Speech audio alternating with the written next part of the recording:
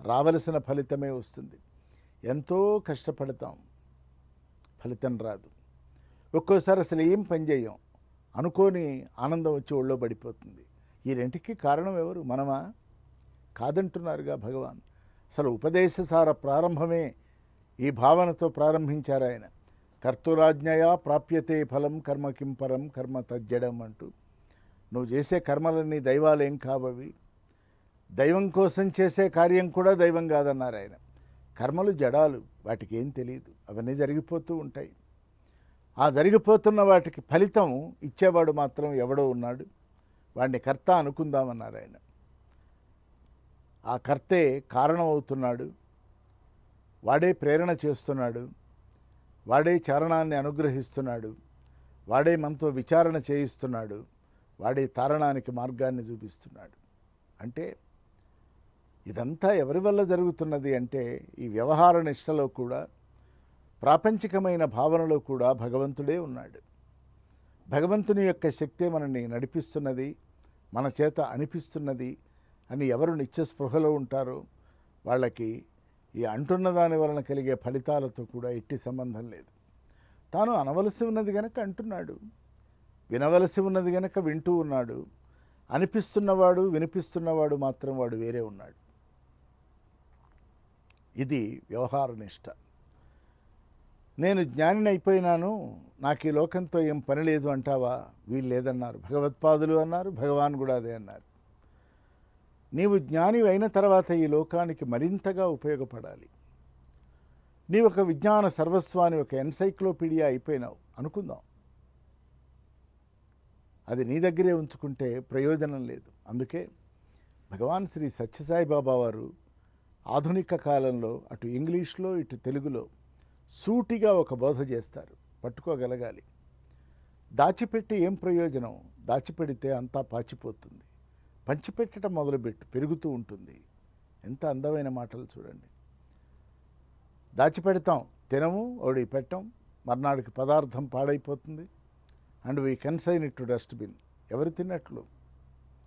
మనం కావలసిందే తిన్నాం, మిగిలిందో లేదు ఎవరికో పెట్టాం, మిగిలింది మనం తిన్నాం. ఈ రెండు భావాలతో ఇద్దరము తృప్తిపడ్డాం. ఇది జీవన సౌందర్యం, జీవన రహస్యం. పెట్టాలి, పెట్టుకోవాలి, తినాలి, తినిపించాలి, అనాలి, వినిపించాలి, కలిసి పనిచేయాలి, కలిసి ప్రయాణం చేయాలి, కలిసి అధ్యాత్మలో ఒక మార్గాన్ని ఏర్పరచుకోవాలి. భగవంతుడు ఏ దారిన మనల్ని నడిపిస్తే ఆ దారిన వెళ్ళటానికి మనం సిద్ధంగా ఉండాలి.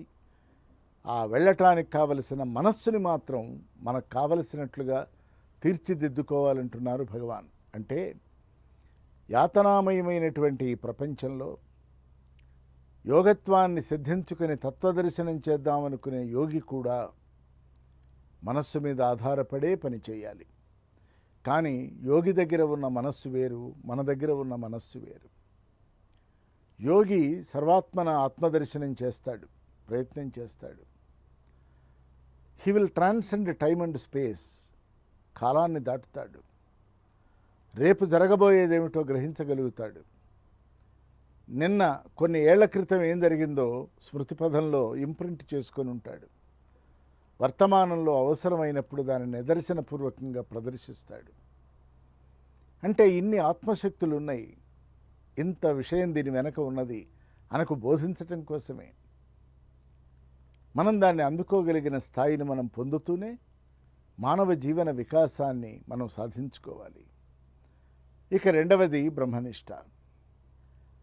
బ్రహ్మజ్ఞానాన్ని పొంది, బ్రహ్మత్వాన్ని పొంది, తాను బ్రహ్మమై అహం బ్రహ్మాస్మి అనుకున్నవాడు కూడా తాను దానిని ఎట్లా పొందాడో కూడా చెప్పాలి.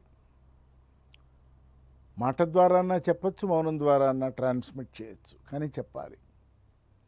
చెప్పవలసినటువంటి బాధ్యత ఈ అందుకున్నవాడు, పొందినవాడు ఎందు ఉన్నది గనక ఒక గురు పరంపరా భావనలో భారతీయమైనటువంటి తత్వ సిద్ధాంతం కడగా నిలుస్తూ ఉన్నది. దీనిని మనం కాస్త విచారణ చేస్తూ ఈ మనస్సుని హృదయంలో నుంచి ఒక రశ్మిగా, ఒక కిరణంగా భావించమన్నారు. ఒక స్వర్ణకారుడి దగ్గరికి వెళదాం, ఓ గోల్డ్ స్మిత్ దగ్గరికి. మనం బయట కంట్రీ నుంచి తెచ్చుకున్న ఒక చిన్న బంగారపు కణిక అతని చేతిలో పెడదాం. ముందు అతను ఏం చేస్తాడు? దాని ప్యూరిటీ ఎంత ఉందో చూస్తాడు, అది చెక్ చేస్తాడు. చేసిన తర్వాత ఇంత ప్యూర్ బంగారంతో ఆభరణం రాదమ్మా, దీనికి కాస్త రాగి కలపాలి అంటాడు. అలాగేనండి అంటాం. డిజైన్ చేస్తాడు. మనం చాలా భద్రంగా తెచ్చుకున్న ఈ బంగారు కణికని నిప్పుల్లో విసురుతాడు, కాలుస్తాడు, దానిలో మాలిన్యాలన్నీ పోగొడతాడు, దాన్ని చెక్కుతాడు, కొడతాడు, సాగదీస్తాడు, స్వర్ణాభరణం తయారు చేస్తాడు, మన చేతిలో పెడతాడు. ప్యూరిటీస్ ఎక్కువ ఉన్నాయి, ఇంప్యూరిటీస్ పోయినాయి, కానీ బలం కోసం ఒక వస్తువుని చేర్చాడు. ఆ వస్తువు రాగి, లేదు ఇంకొకటి, ఈవేళ క్యాడియం ఇలాంటివి వాడుతున్నారు. ఇంకో మెటల్ వచ్చి దాంట్లో చేరాలి. చేరితే అది రూపాన్ని సంతరించుకుంటుంది. ఇక్కడ మన మనస్సు బంగారు మనస్సు గనక చేసుకోవాలి అంటే ఆ మనస్సుని పుటం పెట్టాలి. కాలం అనేటువంటి అగ్నిలో దాన్ని కాల్చగలగాలి, పుటం పెట్టాలి. అన్ని పరీక్షలకు మనము గురి కావాలి. అన్ని పరీక్షలలో నుంచి మనం అన్ని అగ్ని పరీక్షలలో నుంచి బయటకు రావాలి. నిగ్గు తేలాలి, లోపల ఉన్నటువంటి కాంతిని బహిర్గతం చేయాలి. ప్యూరిటీని నిలబెట్టుకోవాలి, ఇంప్యూరిటీని వదిలిపెట్టాలి. చింతని వదిలిపెట్టాలి, చింతనా భూమికలోకి వెళ్ళాలి. చిత్తశోధనం చేయాలి, తత్వ సాధనంగా మార్చుకోవాలి. భగవాన్ పదే పదే మనస్సు గురించే చెప్తున్నారు. మనకి నిజానికి అడ్డంకి అదే, ఆయుధం అదే. ఇది గుర్తుపెట్టుకోవాలి. మనం అడ్డంకిని తొలగించుకోవాలి, ఆయుధాన్ని పదునెక్కించుకోవాలి. స్వర్ణాభరణం తయారైన తర్వాత దాన్ని అలంకరించుకొని అద్దంలో చూసుకొని స్వర్ణకారుడు ఎంత బాగా చేశాడు అని మనం ఆనందిస్తున్నామో, అట్లాగే జీవుడు కూడా ప్రపంచమనేటువంటి అనుభవాల అగ్నిగుండంలో కొలిమిలో తనను తాను పరీక్షించుకోవాలి. బ్రహ్మనిష్టలో నిలకడ చెందాలి. బ్రహ్మనిష్ట అంటే నిస్వార్థమైనటువంటి భావన, ప్రేమపూరితమైనటువంటి ఆలోచన, విశ్వశాంతిని కాంక్షించే మనస్సు, సమాజాన్ని నడిపించే కార్యకలాపాలు, ఇవన్నీ కూడా అనుకోవటానికి ఎంత అందమైనవో ఆచరించటంలో అంత కష్టమైనవి. అయినా మానవ జన్మ ఎత్తాం గనక మనం అదే ప్రయత్నం చేయాలి.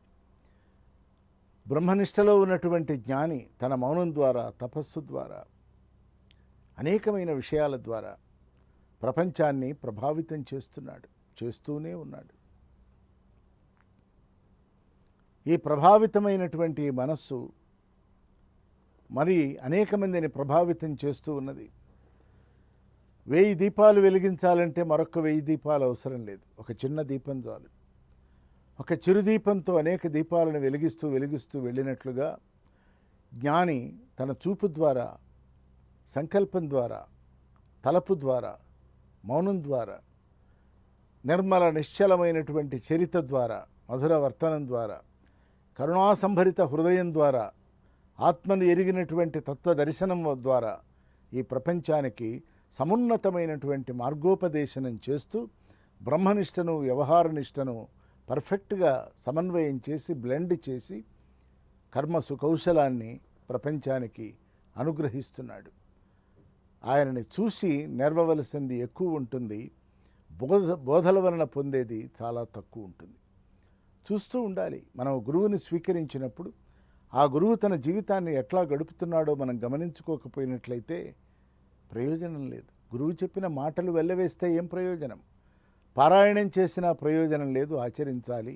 ఆచరణాత్మకమైన అనుష్ఠాన వేదాంతానికి మనస్సుని ఆయత్తం చేస్తూ భగవాన్ ఉపదేశ సారాన్ని కొనసాగిస్తున్నారు.